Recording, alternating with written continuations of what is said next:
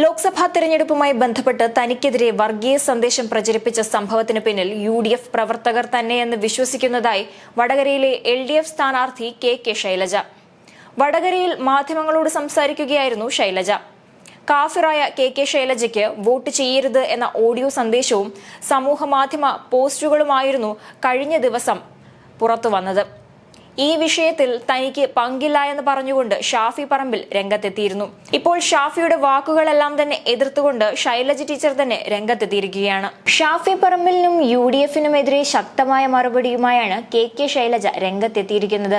വർഗീയ സന്ദേശങ്ങൾക്ക് പിന്നിൽ കോൺഗ്രസ് പ്രവർത്തകർ തന്നെയാണെന്നാണ് താൻ വിശ്വസിക്കുന്നത്. അത്തരം പോസ്റ്റുകൾ വന്ന പേജുകളുടെ സ്ക്രീൻഷോട്ടുകൾ കയ്യിലുണ്ട്.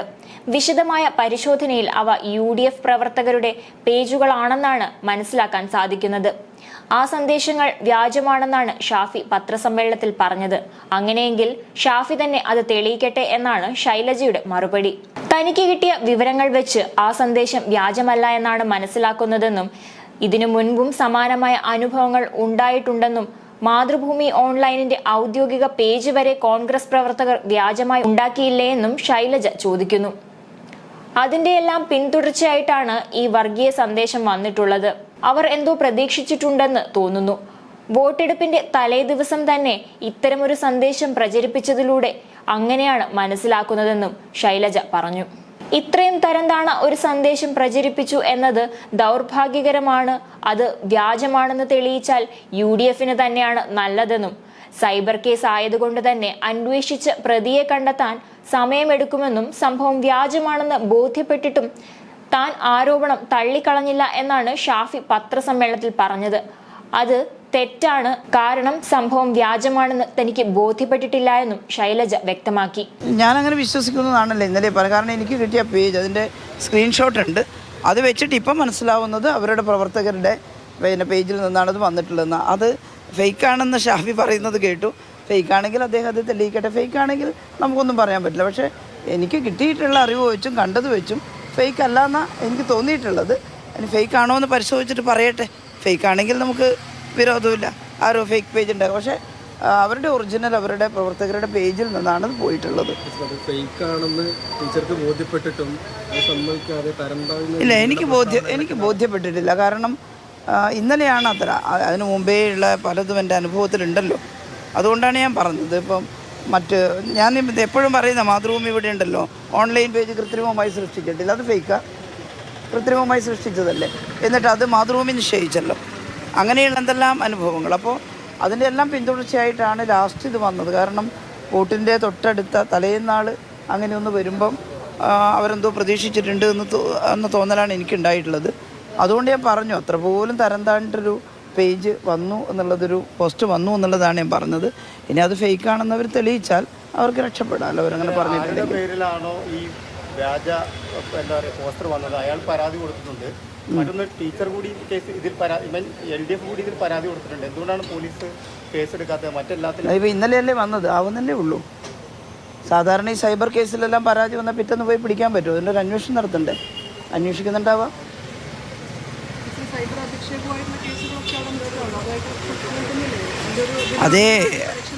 അതെ ഫിദ, അത് കൊടുത്തിട്ടുണ്ട്. അതിൻ്റെ അന്വേഷണം എല്ലാം നടക്കുമ്പോൾ നമുക്ക് എന്താണെന്ന് നോക്കാം.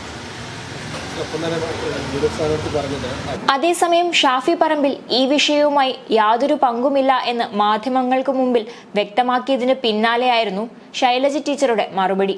കാഫിറിന് വോട്ട് ചെയ്യരുത് എന്ന പേരിൽ വന്ന പോസ്റ്റ് വ്യാജമാണ്.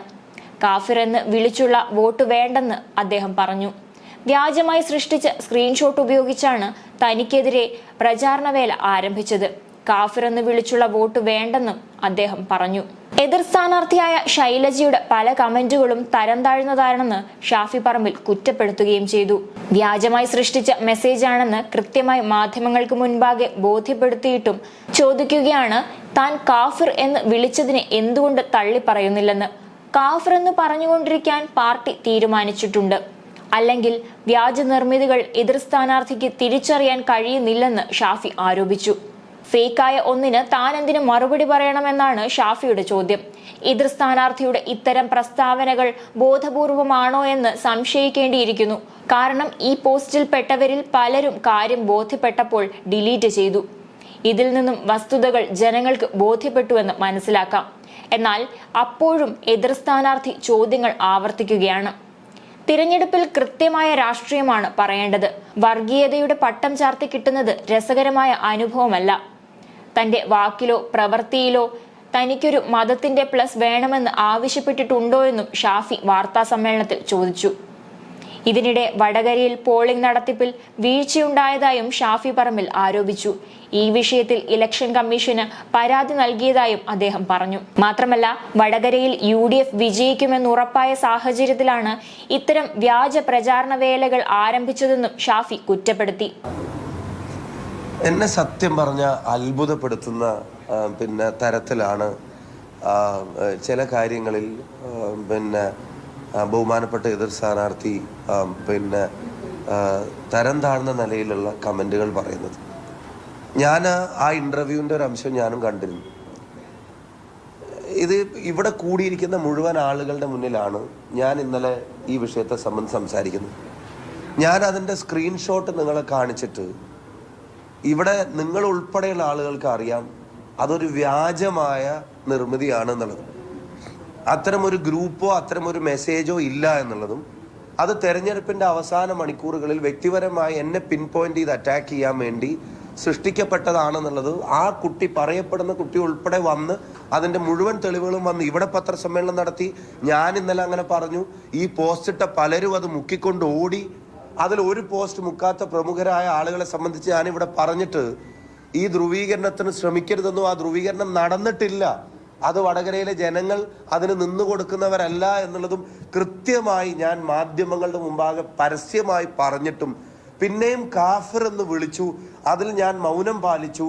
അത് വളരെ സൗമ്യനായി അഭിനയിച്ചു, നിഷ്കളങ്കനായി അഭിനയിച്ചു എന്നൊക്കെ ഒരു ബൈറ്റ് കൊടുക്കുമ്പോൾ ഞാൻ അത്ഭുതപ്പെടുകയാണ്. ഒന്നല്ലെങ്കിൽ ഇത് വളരെ ബോധപൂർവം പറഞ്ഞുകൊണ്ടേയിരിക്കാൻ പാർട്ടി തീരുമാനിച്ച് നടപ്പിലാക്കുന്നൊരു കാര്യം, അതല്ലെങ്കിൽ ഇത് ഫേക്കാണെന്ന് പോലും തിരിച്ചറിയാൻ അല്ലെങ്കിൽ തിരിച്ചറിവ് കൊടുക്കാൻ ആളുകൾക്ക് കഴിയും. പക്ഷെ തിരിച്ചറിവ് ഫേക്കാണെന്ന് കൊടുക്കാൻ ആളുകൾക്ക് കഴിഞ്ഞിട്ടുണ്ട് എന്നുള്ളത് അതിൻ്റെ ചുറ്റുവട്ടത്ത് നിൽക്കുന്ന ആളുകളുടെ പ്രതികരണം തന്നെ എനിക്ക് മനസ്സിലായി.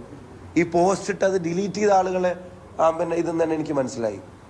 അപ്പം എന്തിനാണ് ഇങ്ങനെ ഇല്ലാ കഥകൾ മാത്രം പറഞ്ഞുകൊണ്ടിരിക്കുന്നത്? എന്തിനാ? തെരഞ്ഞെടുപ്പിൽ വികസനവും തെരഞ്ഞെടുപ്പിൽ CAAയും തെരഞ്ഞെടുപ്പിൽ രാഷ്ട്രീയവും ഈ കാര്യങ്ങളൊന്നും ചർച്ച ചെയ്യാൻ അനുവദിക്കുന്നില്ല എന്നൊക്കെ പണ്ട് ഇതിൻ്റെ തുടക്കഘട്ടത്തിൽ പറഞ്ഞിട്ട് ഇപ്പം അവസാനം ഇല്ലാത്ത സ്ക്രീൻഷോട്ടിനെ സംബന്ധിച്ച്, എനിക്കെതിരെ ഉണ്ടാക്കിയ ഒരു സ്ക്രീൻഷോട്ടിനെ സംബന്ധിച്ച് ഞാൻ അതിനെ തള്ളി പറഞ്ഞിട്ടില്ല എന്നുകൊണ്ട് പത്രസമ്മേളനം നടത്താന്ന് പറഞ്ഞാൽ ഞാൻ ഈ തെരഞ്ഞെടുപ്പിൽ പൊതുപ്രവർത്തനം തുടങ്ങിയ ഒരാളാണോ?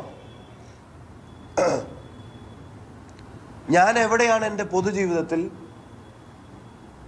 നിങ്ങൾക്ക് എവിടെയാണ് എന്നെ